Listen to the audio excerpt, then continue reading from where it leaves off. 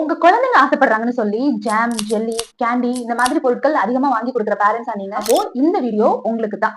குழந்தைங்களுக்கு கொடுக்கக்கூடிய பெரும்பாலான ஃபுட்ஸ்ல ஒரு விஷுவல் எஸ்தெட்டிக்ஸ்க்காக, அதாவது அதை பார்த்து அட்ராக்ட் ஆகி அவங்க வாங்கி சாப்பிடணுங்கிறதுக்காக நிறைய சிந்தட்டிக் டைஸ் யூஸ் பண்றாங்க. இந்த மாதிரியான சிந்தட்டிக் டைஸ் குழந்தைங்களோட ஹெல்த்தை எந்த விதத்துல எல்லாம் அஃபெக்ட் பண்ணுது அப்படிங்கறத தெரிஞ்சுக்கிறதுக்காக கடந்த 30 வருஷமா நிறைய ரிசர்ச் போயிட்டே இருக்கு. அந்த மாதிரி கலிபோர்னியால நடந்த ஒரு ரிசர்ச்ல ஷாக்கிங்கான ரிசல்ட்ஸ் வந்திருக்கு. சோ இந்த மாதிரி கலர்டு ஃபுட்ஸை அதிகமா சாப்பிடக்கூடிய குழந்தைங்களுக்கு நியூரோ பிஹேவியர் டிசார்டர்ஸ் வரதா கண்டறியப்பட்டுள்ளது.